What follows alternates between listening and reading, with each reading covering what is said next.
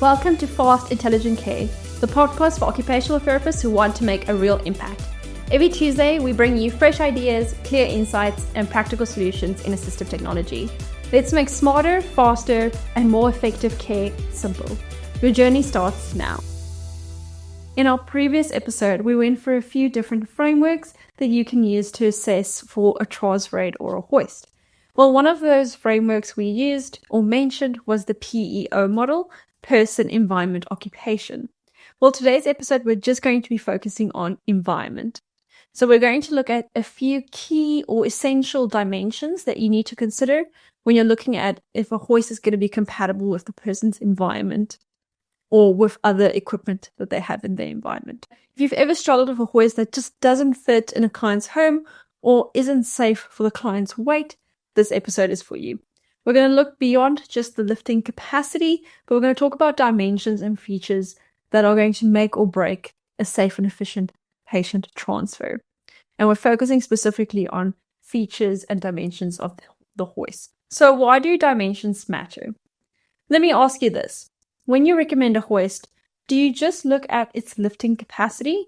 For example, my client's 150 kilograms, it's a 200 kilogram hoist, seems okay. Or do I think about how wide it is? Do I look at how far my boom reach is? So how far it can reach into the middle of the bed, and whether it will fit through the narrow doorways, through their bedroom door, through their bathroom. These aren't small details. These are things that are going to keep my client and my caregiver safe and make sure that I can use my hoist safely within the environment that my client is in. Something that I've come across with hoist trials is where we have a hoist that doesn't have a sufficient lifting height. So we end up having to try and get the bed as low as possible, try and get the hoist as high as possible, but then we might still have the person still touching the bed, and we don't want to have to drag them over the mattress because that's going to cause that friction and shear on the body, and we don't want to have that for pressure injury prevention. Another thing I've come across as well is where our sling bar, spreader bar, or yoke just doesn't reach low enough. So when we have to do a floor lift, we actually really struggle to get those sling loops attached to the spreader bar, and then it actually requires additional manual handling to get the client closer to that spreader bar to attach the loops, which is what we actually want to eliminate with our hoists. We don't want to have carers bending down towards floor level and having to try and lift up our client just to get the slings attached. We want to be able to very easily attach the slings without having to move the person much and be able to lift them with the hoist instead. One you would have probably come across as well is where we have to try and shimmy a hoist through a doorway or around furniture, and then really struggling to get that spreader bar centrally located to the person. So we might end up having a spreader bar that's quite far away from the person, and then when they are lifted up, it's a little bit of a jerking motion where it's not a smooth movement. They kind of slung out of the chair, and that's not something we want because that's going to make the hoist unstable. It's going to increase the likelihood of the hoist tipping over, or it's going to make it quite uncomfortable and quite anxiety provoking for the client as well. So when we're looking at a hoist, we're not going to just look at cool features or the cost of the hoist. We're going to look at those dimensions. That is going to make sure that it's compatible with the person's environment and compatible with their bed, their recliner, their power wheelchair, whatever they're going to be using. We want to make sure that those dimensions match. Otherwise, the hoist isn't going to be suitable. Now, the first dimension we start with is going to be our lifting height range. So this is going to look at how low can my spreader bar reach and what is its maximum reach. So can I reach all the way down to the floor to do a floor lift safely, attach slings safely and easily? And can I lift the person high enough to get them out of let's say, mobile chair that's quite high or a power wheelchair without still being in contact with the seat or the mattress? We don't want to be dragging that person across that surface. We want to make sure there's good clearance. So we need to look at a hoist that can lift high enough that when I do lower my bed, I can actually get the person out of it. So especially if you're looking at a client that doesn't have that height adjustable bed or bed that can go almost all the way down to the floor, it's going to be really important that you choose a hoist that has a high lifting range, so they can lift really high so we can get good clearance. And you'll find that your mobile chairs or day chairs do have very high armrests, and in some cases it's actually quite difficult to remove those, or it doesn't have the capability to be removed, and we need to be able to transfer the person out of that chair without having them come in contact with the armrests, because that's also going to cause skin tears. So when you think of what your client needs, are they going to need to do a floor lift? And am I going to be able to attach my loops or clip attachments of my sling to this hoist? And can I lift high enough to get them off of their wheelchair, their power chair, mobile chair, and out of their bed? So whatever your client has, make sure that there is that compatibility. So when you're doing your trial, you might end up doing quite a few different lifts, or you might need to do quite a few different measurements to make sure that you have that sufficient lifting height. The next one we look at is our lifting depth, or our boom reach. So when you look at a floor lifter or passive hoist, you have your mast, and then you have your boom where your spreader bar or yoke or sling bar is attached to, which then has the slings attached to. So that boom needs to be of a sufficient length to make sure that we can reach the person easily. Now, if you have a very compact hoist, you might have a very short boom reach. Now, this could be a problem if you have a client that is in a bed bigger than a single. So even your king single, double, queen, king beds, it's going to be very difficult for that boom to reach to the middle of the bed to actually get to the client. And you might need to use manual handling to get them to the edge of the bed so that they are actually underneath that spreader bar. And that's going to require that additional manual handling. Or what's going to happen is you're going to attach your sling around the client. They're lying in the middle of the bed. And now when you attach your slings to your spreader bar, if you can imagine, they are in the middle of the bed and this boom just doesn't even reach towards the middle. Once that person's being picked up, they're going to kind of swing towards the hoist, and that's not going to be a comfortable transfer.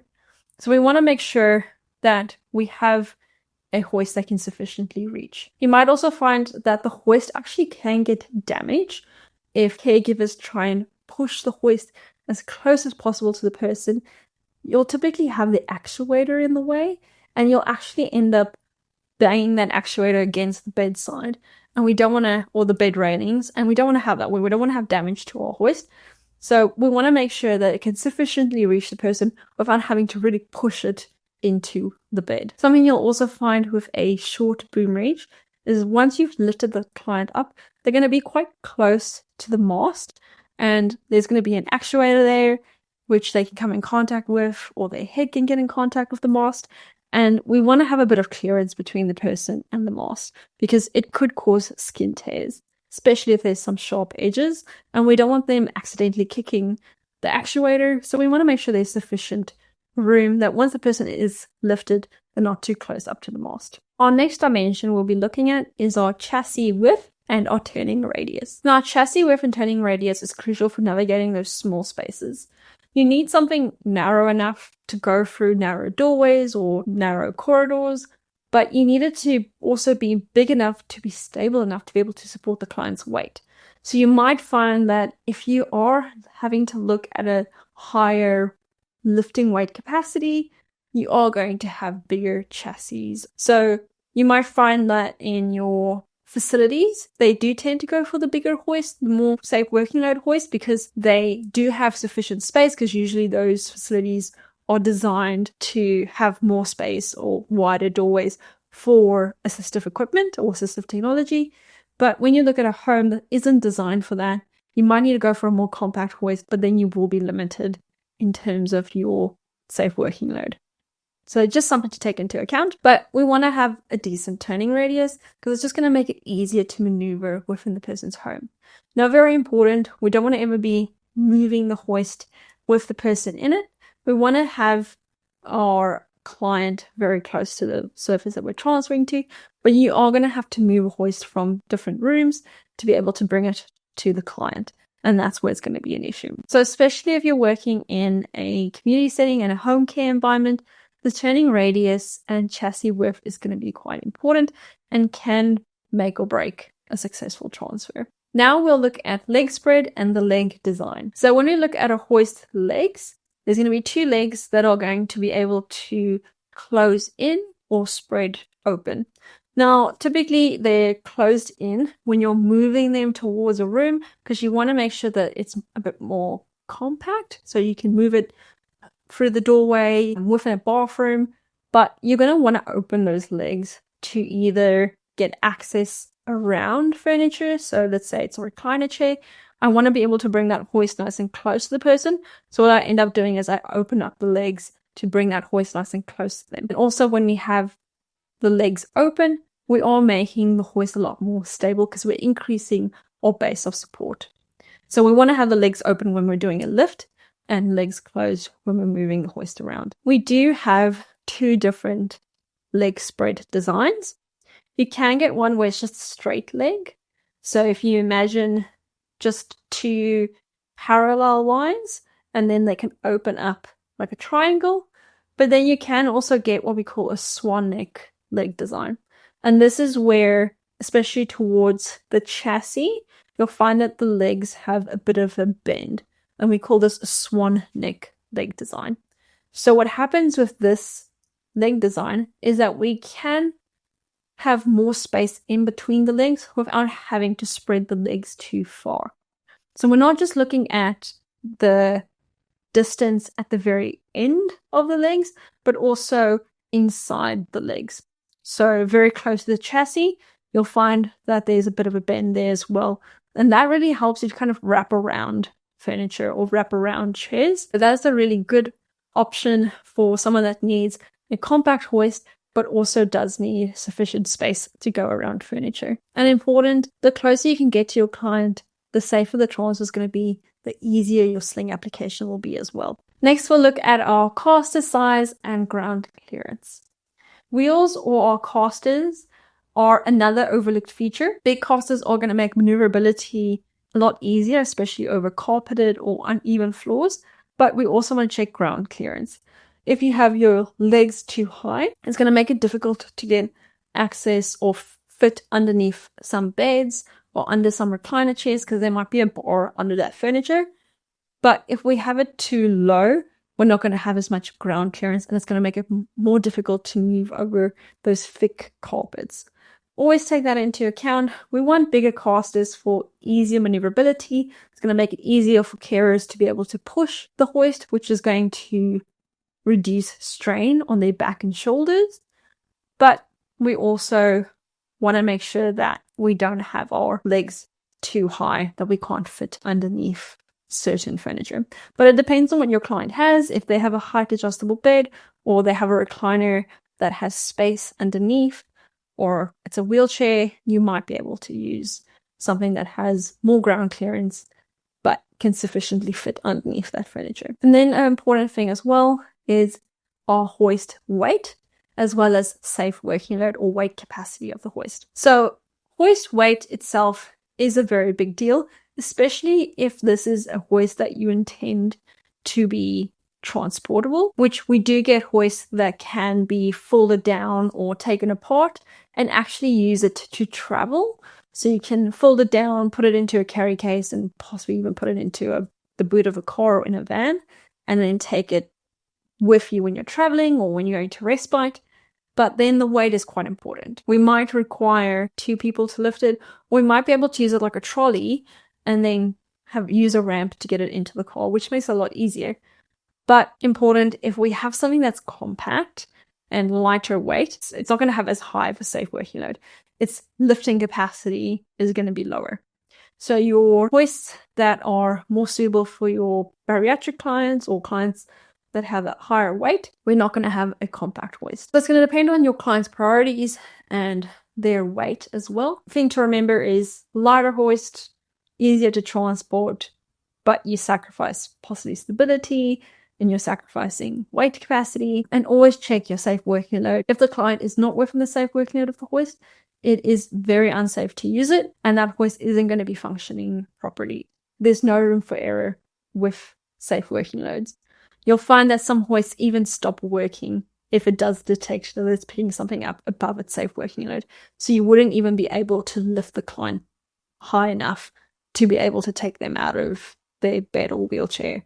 So very important, check your safe working load, make sure it matches your client's weight, and take into account as well, if you have a client that can fluctuate in weight quite regularly and quite quickly, especially your bariatric clients, try and go for a higher safe working load as well. And don't go too close to the safe working load. And some funding bodies actually require that you minus 10% from your safe working load to actually get your maximum capacity of the hoist. And that will be then the maximum weight that your client can be.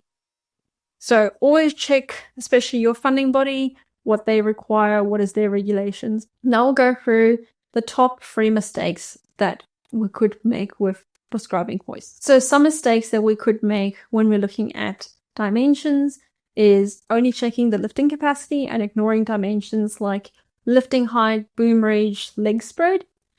Forgetting about the environment. So forgetting to look at all the equipment that the hoist is going to be interacting with. So things like your recliner chairs, your beds, and your wheelchairs or mogul day chairs. And also forgetting about things like tight spaces, like bathrooms, small bedrooms, carpets, and then also neglecting caregiver ergonomics. So selecting a hoist that doesn't have sufficient size casters, that's going to be difficult to maneuver, that the caregiver is going to struggle with and potentially cause an injury. And when you're working in tight spaces, foldable compact hoists are going to be a game changer. They're going to make it easy to store when they're not in use, gets them out of the way, especially if this is something that's not going to be used often. The very important takeaway from today is to measure your client's space, furniture, other equipment that the hoist is going to be interacting with before you look at hoist options, and then making sure that you're looking at the relevant hoist dimensions and know how to measure those and how to compare it with your environment. And our final takeaways from today's episode. Before you look at bringing a hoist out to the client's home, make sure you've asked these questions. Does it reach high enough to get out of the bed, out of their chair? Does it reach low enough to lift them from the floor? Do we have sufficient boom reach to reach the middle of the bed or to reach them in their chair? Can it navigate uneven floors, carpets, and how easy is it to maneuver? Do I have sufficient leg spread to go around furniture or around recliner chairs? And can it go narrow enough to go through my doorways? Will my caregivers be able to use it safely without straining? Does it match my client's body weight and their needs?